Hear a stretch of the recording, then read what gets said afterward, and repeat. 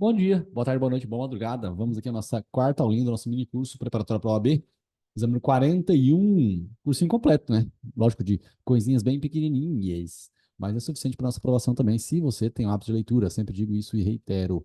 Eu não consigo entender isso. É simples, gente. A informação, ela é sempre entendível. O problema é aplicá-la nas palavras que você lê no enunciado das questões. Bom, questões de ética. Comecei aqui falando sobre o advogado poder ser preso, né? Ele fica preso se ele cometer um crime inafiançável no exercício da função, numa célula especial, tá? Uma sala de estado maior, né? O advogado, quando ele tem o cometimento do crime no exercício da função, ele vai ter o acompanhamento de um representante da OAB. Se ele comete um crime fora do exercício da função, uma mera comunicação OAB. Então, se você entra com um tênis cuja sola do sapato tem droga e entra dentro do presídio advogando, você praticou um crime de tráfico no exercício da função. Crime inafiançável, tráfico, né? E no exercício da função vai ter um representante da OAB acompanhando o flagrante. Caso você trafique na praça da sua casa, aí basta uma mera comunicação à OAB. Certo? Eu fiz uma comparação aqui justamente também com o fato de ser assim, mais ou menos, também o julgamento dos deputados federais e senadores. Após a diplomação, se eles cometerem um crime inafiançável, no exercício da função também ali, eles serão presos, serão julgados pelo Supremo Tribunal Federal e também irão ter um benefício ali da casa respectiva ser comunicada sobre prisão para verificar se ela mantém ou não. Falei bem pouco sobre incompatibilidade e impedimento.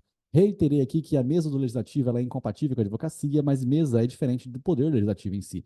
Senadores, deputados federais, deputados estatais, deputados estaduais, vereadores, todos esses caras podem advogar. Menos a mesa, né? A mesa não pode advogar, e aí, consequentemente, essa galera pode advogar, mas não é ilimitado. Tem um impedimento, que é, lógico, né, um impedimento parcial de advogar. Eles não podem advogar nem contra nem a favor da administração pública. Tá bem?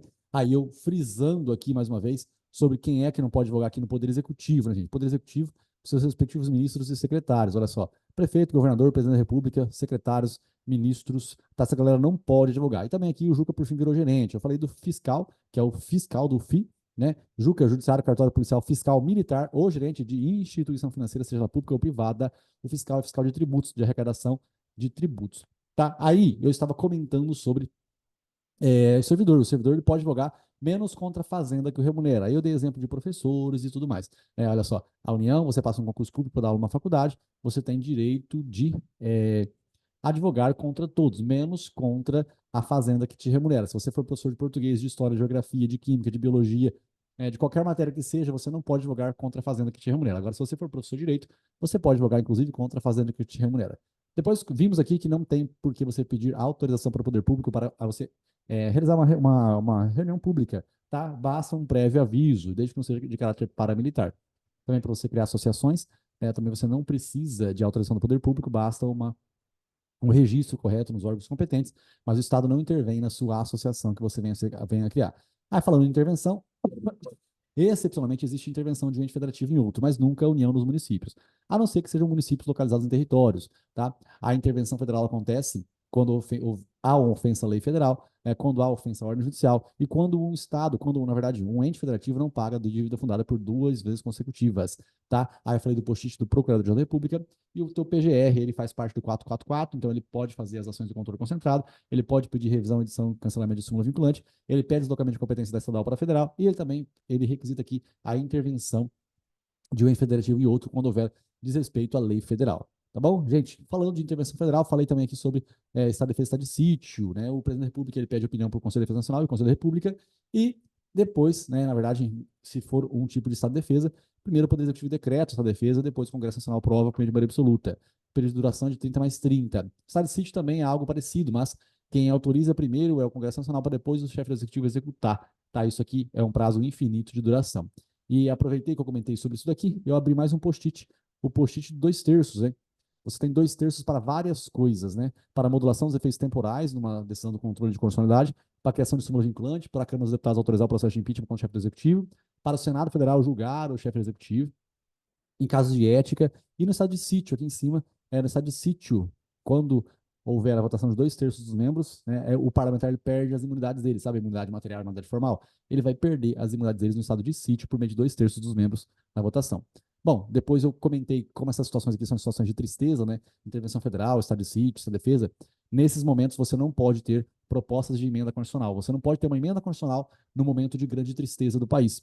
tá? A emenda constitucional é aquilo que altera o texto da Constituição, é maioria qualificada, 2 turnos, cada um dos turnos, 3/5 votos na Câmara, 3/5 votos também com 2 turnos no Senado Federal. Depois falei de um remédio constitucional denominado ação popular. Não existe prerrogativa de furo aqui. Se você fizer uma ação popular contra o prefeito, governador ou presidente da República, ele não vai responder no TJ, no STJ, nem no, enfim, no TJ, no STJ, nem no STF. Eles não vão responder nesses lugares, eles vão responder no juiz de primeira instância, tá? Ação popular qualquer cidadão pode fazer, né? Ela vai buscar proteger ali o patrimônio histórico, artístico, cultural, meio ambiente. É uma petição inicial, pessoal, que tem um pedido, né? Eu não quero que mais queime-se essa mata aqui. Tem um pedido e tem, né, o fundamento da causa de pedir. Isso aqui é uma ação, uma petição inicial, uma simples petição inicial, assim como habeas corpus, habeas data, mandado de junção. Essas coisas são petições iniciais, tá? Se você perder essa ação popular, você não vai pagar custas, a não ser que comprove se é má fé. Você fez ação popular contra um candidato nas eleições só para prejudicá-lo perante a população. Tá, aí você vai pagar custas, do contrário, você não paga. E se você perder, pessoal, qualquer cidadão pode recorrer, tá? Se você não recorre, uma outra pessoa pode recorrer. Inclusive, o Ministério Público pode recorrer. Mas entenda, o Ministério Público não pode fazer petição inicial de ação popular. Ele faz ação popular, não faz ação popular, ele só faz recurso em caso de ação popular. O que o promotor pode fazer é uma ação civil pública. Ele faz ação civil pública e na ação popular ele pode recorrer. Tá bem? Então, aqui os 2/3, aqui eu estava comentando mais uma vez sobre a maioria absoluta, né? Olha só, as setinhas em verde é um procedimento, vem da Câmara para o Senado, volta para o Senado, vai para o chefe executivo, ele sancionar ou vetar. Se ele sancionar, a lei é boa, se ele vetar, a lei é ruim. A lei ruim, ela é vetada, mas o Congresso pode derrubar o veto por meio de maioria absoluta, né? São mais de 600 pessoas aqui. Se o chefe executivo ele veta, o Congresso ele tem direito de derrubar o veto, então aquela lei ela vai entrar em vigor, ela vai ser promulgada obrigatoriamente pelo chefe executivo, e se ele negar, o presidente do Senado ele vai lá e promulga essa lei em si. Tá bem? Bom, eu só estava comentando sobre esse processo aqui, porque a questão dessa prova, ela nos trouxe uma ideia de que um projeto de lei rejeitado em uma sessão legislativa só vai ser aprovado na próxima sessão legislativa, né? Só vai poder ser votado novamente na próxima sessão legislativa.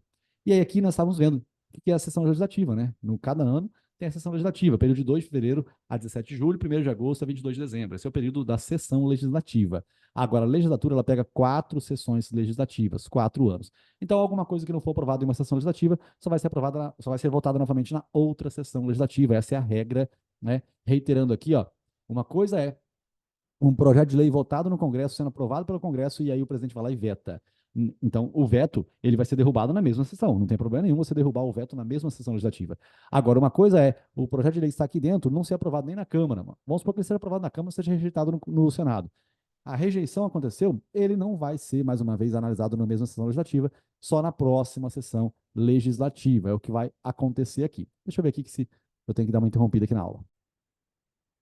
Bom, continuando aqui, se eu repetir um pedacinho, vocês me perdoem, tá? Olha só, reiterando, né? Eu disse que se o projeto de lei ele for vetado, por exemplo, no ano de 2025, ele vai ser reapreciado pelo Congresso ali, e o Congresso ele pode derrubar o veto na mesma sessão legislativa, sem problema nenhum.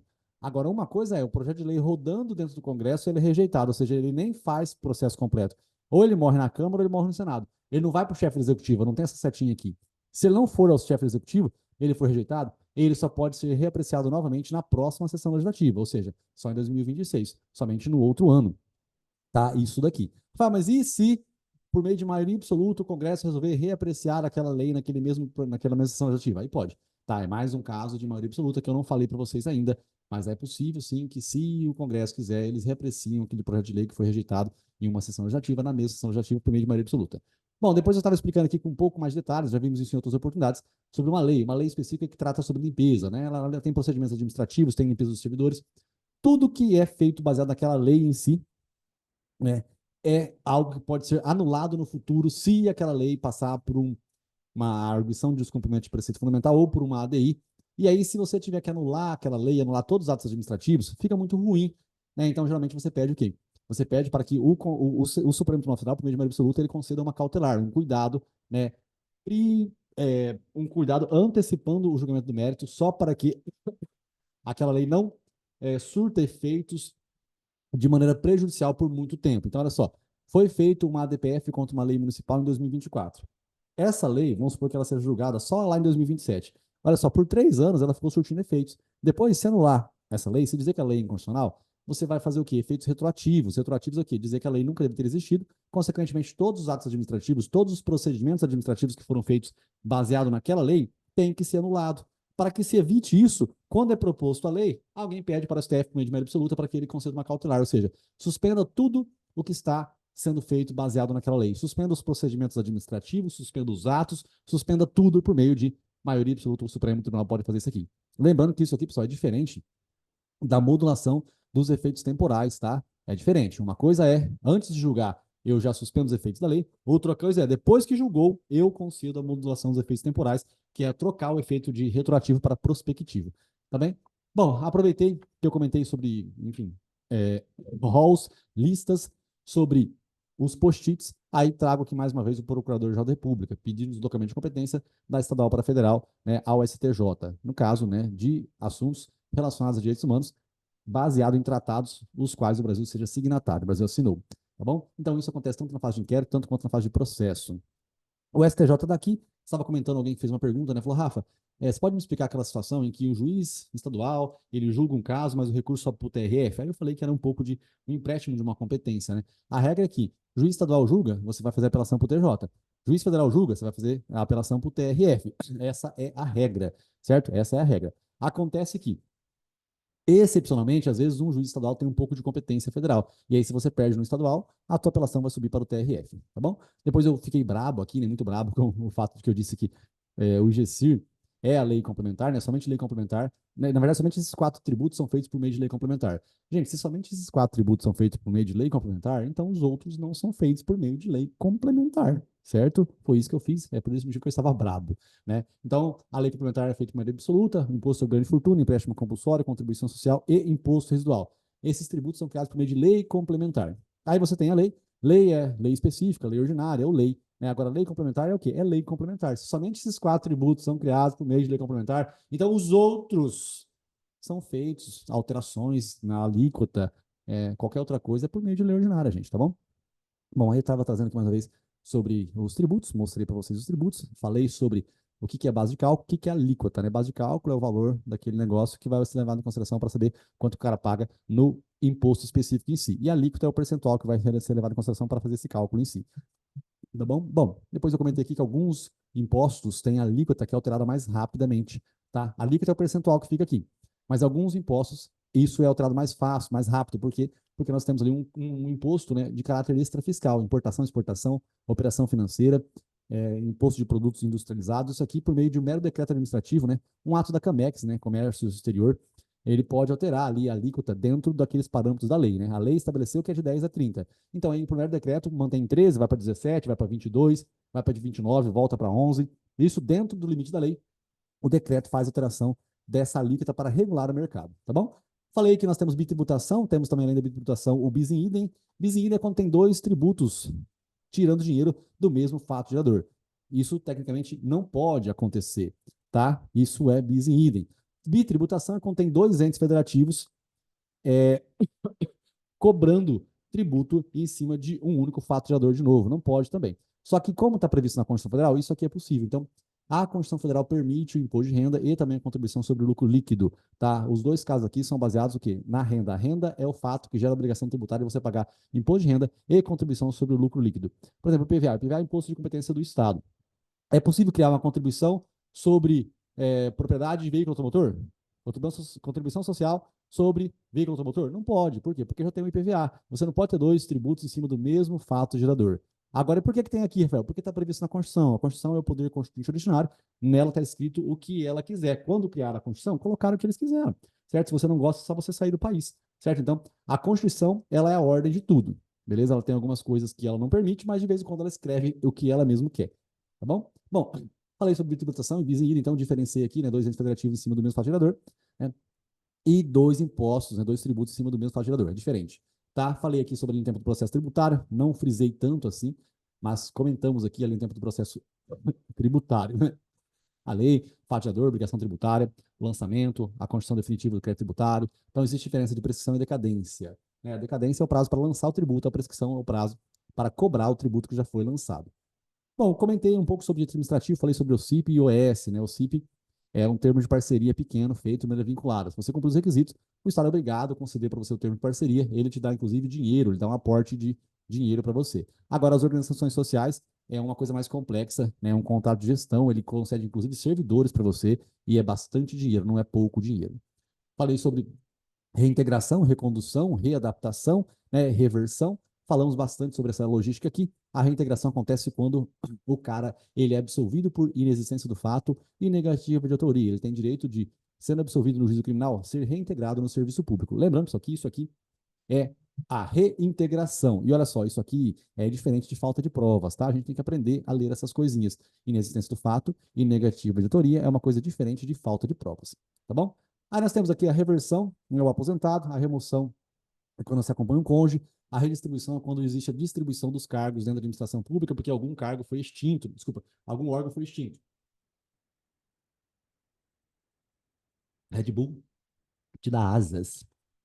Bom, poder hierárquico, poder disciplinar, poder de polícia, sabe explicando a diferença entre poder disciplinar e poder de polícia.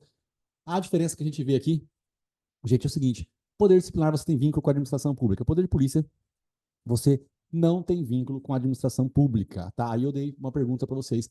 Falei o seguinte: se uma empresa soltar dejetos no mar, qual que é o princípio que vai ser aplicado? Qual o poder que vai ser aplicado na punição? O de polícia ou disciplinar? Aí vocês me responderam errado, né? O certo é falar, depende, né? Essa empresa ela tem um processo de licitação com a administração pública ou não tem? O poder de polícia tem 4 fases, né? Fase normativa, que é a criação da lei em si, a fase da punição, as duas coisas do Estado que faz. Agora, o meio, ele autoriza e ele fiscaliza, né? Ele delega a autorização e ele delega a fiscalização. Imagina, o Código de Trânsito Brasileiro é criado por meio de lei. A autorização para dirigir carros é delegada para as escolas, autoescolas. Né? A fiscalização pelos radares e agora a punição em si é feita pelo próprio Estado em si. Da alta executoridade é não precisar da autorização judicial para que o Estado tome uma postura em si. Depois falei sobre probidade administrativa. Probidade é coisa relacionada à honestidade, gente. Quem fez isso, a Lei 8.249, foi o Fernando Collor, né? E aí você sabe que tem enriquecimento ilícito, prejuízo erário, ofensa aos princípios da administração pública.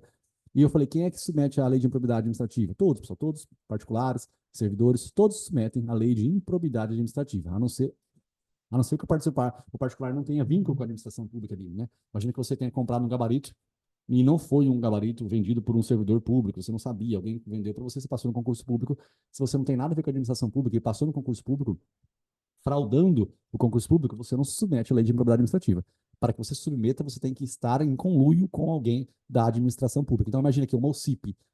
Uma OCIP, né, se tiver aqui, na verdade, um vínculo com a administração pública, os membros eles vão estar submetidos, sim, à lei de improbidade administrativa. Tá bem?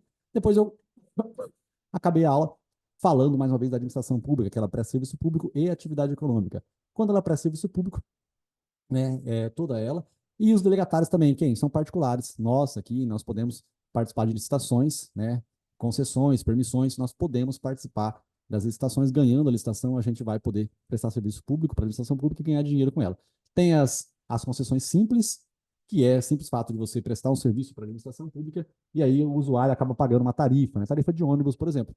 É a circular que passa, você paga uma tarifa ali para ter direito de andar de ônibus. Se você for o dono da empresa, você vai ganhar o dinheiro da tarifa. Existe a precedência de obra pública, né? Quando você faz uma obra, né, a administração pública paga pela obra e você é recompensado pela tarifa também. Pensa aqui nos pedágios, tá bom? E aí nós temos a patrocinada. A patrocinada é porque existe algum setor numa cidade que não tem um fluxo tão grande de pessoas, você não vai ganhar tanto dinheiro. Então a administração pública fala o seguinte, ó, além da tarifa que você vai receber, eu te dou um valor, um percentual. Essa é a concessão patrocinada. A concessão administrativa é quando a administração pública ela paga por inteiro, tá? Ela paga por inteiro, né? Porque quem usa aqui, por exemplo, um presídio, o presidiário não vai pagar uma tarifa para ficar dentro da cadeia, né? Então, acontece, essa aqui é uma coisa que a própria administração pública ela paga ela mesma, tá bom? Gente, é isso. Mais uma aulinha, ou menos uma, né? Depende do ponto de vista, da vista a partir de um ponto. Foco Force Fé, fala para gente tudo. Um beijo do Mário, se você gostou, encaminhe para um colega. E vamos que vamos, tá? Se você vê todas essas provas, né? Prova 1 até a 15, parte 1 e 2, depois prova 1 até a 15, parte 3 e 4, você vai aprender pra cacete e basta fazer questão. Tamo junto, Foco Force Fé.